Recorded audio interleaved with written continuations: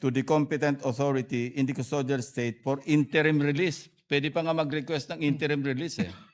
But of course, pag ginrant yung interim release, the custodial state will have to inform the ICC or the International Court.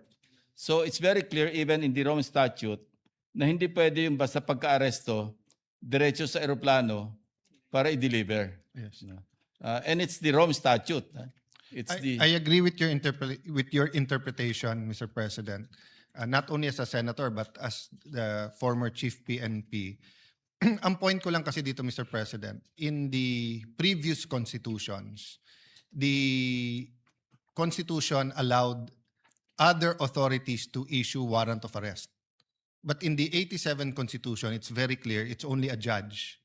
And kailangan may personal examination. Yeah, personal examination. So, if you look at the ICC comprehensively and of course Article 59, ang keyword dyan is complementarity eh. Dapat nagko-complement yung dalawa. So, if you look at UK,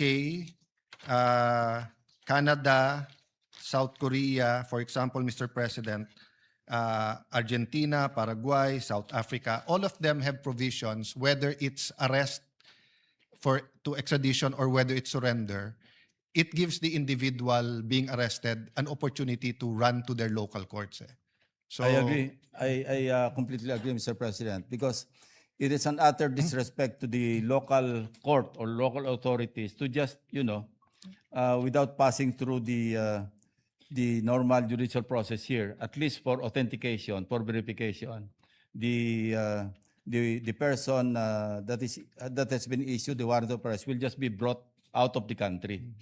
So, but some legal experts are invoking RA 9851, yung sa Crimes Against Humanity.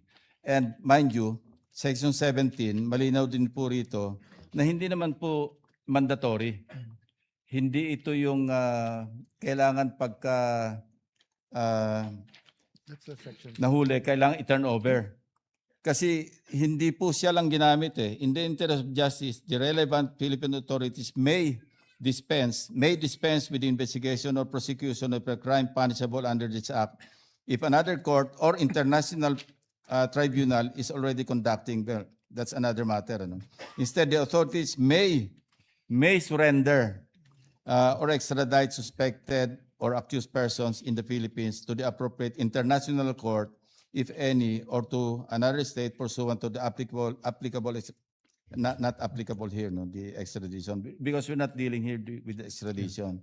So, hindi naman po mandatorily expressed, no, or hindi mandatory yung sinasabi ng 9851 na i-turn over. well, Mr. President, 2 points. One, in the Pangilinan versus Cayetano case, it was made very clear that Who's that Cayetano, Mr. President? I was Secretary of Foreign Affairs at that time. So my name was by the process of the Supreme Court, but actually yung Solgen naman po ang nag-file talaga ng legal arguments, Mr. President. And then, of course, it was Senator Kiko Pangilinan. So, of course, the main issue was whether or not the President can get out of a treaty without concurrence of the Senate. But meron pong discussion doon na sinasabi na ang treaty kailangan complies with the Constitution. So, any treaty, for example, Mr. President, that says that anyone can arrest anyone but hindi dadaan sa judge, that's unconstitutional. So, if you look at all other countries, ine-emphasize nila yung Constitution din nila. And if you look at the Rome Statute, wala namang conflict po eh. Sinasabi din ng Rome conflict nandun eh. Secondly, Mr. President, of course, we entered the Rome Statute and the ICC, we ratified it after we passed this law eh. So, meaning even assuming you can surrender someone, that doesn't mean that he cannot go to the judge and question whether... So for example, Mr. President, hinuli si Joel Villanueva pero sinabi si Win Gatchalian siya. Yes. I mean, it might be funny to us and we might know the difference between the two gentlemen. Minsan yung media nagkakamali. But what if you had actual twins, di ba? Si Alan Tan and Ping Tan, and ang hinuhuli si Alan, si Ping ang nahuli. Di ba? Shouldn't he have the opportunity to go before the court and say, we might have the same DNA, baka magkamukha kami, but that's not me, that's my brother. So this is the most simple case I can think of. And some people will say na hindi na kailangan to kasi umalis na tayo sa ICC. But remember, Mr. President, so far, no, ang sabi ng ICC, basta't yung period na may jurisdiction pa sila. So kung bigla tayong may nakitang mass grave dito at pinagbintangan yung ibang leader ng ibang insurgency, pwede na lang silang damputin. Or for example, sa Marawi, what if someone shows the ICC certain footages na hindi kompleto at pinalabas ay may binomba na eskwelahan or ospital at crimes against humanity to or war crimes to? Will we not allow our generals to go to our court muna? I mean, that's one reason the United States and China, Russia have not ratified or have not joined the ICC because nga of the wartime actions of their military. But in our context, Mr. President, recently, even just former Justice Secretary Aguirre was named dun sa co-conspirator. Ang lapit na ho sa presidente nun kasi alter ego na yon eh. So for example, no, and I hanga ako sa tao na to, no, but and there's no imputation of anything to him, but for example, Mr. President, Secretary Anyo is now our national security advisor, but he was the ILG during Marawi. I cannot see a situation where the ICC wants to arrest him and bigla na lang natin siyang isasakay sa plano without him being allowed to go to court, no, or to the Solgen to what you call this, to make representations in our local court. So, dun papunta, Mr. President, yung aking thinking sa resolution na to. Yes. You mentioned mistaken identity because of some lookalikes, ano? And you also mentioned Vitaliano Aguirre. And I have a staff member who looks like Vitaliano Aguirre. He's here. Oo naman. Mr. President, Vince Dizon is also here.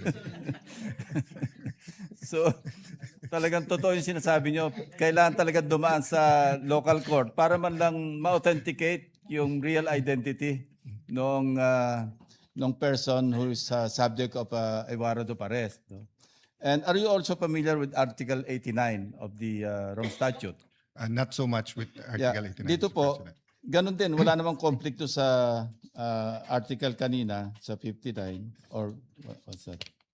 Anyway, nakalagay dito, the court, meaning the international court, may transmit a request for the arrest and surrender of a person together with the material supporting the request outlined in Article 91, that's another article, to any state on the territory of which that person may be found, and shall request the cooperation of that state in the arrest and surrender. Anyway, minention din dito na state parties shall, in accordance with the provisions of this part and the procedure under their national law. No? When the national law that is referred to here is 9851, which I mentioned earlier, as I mentioned earlier, hindi naman po mandatory yung...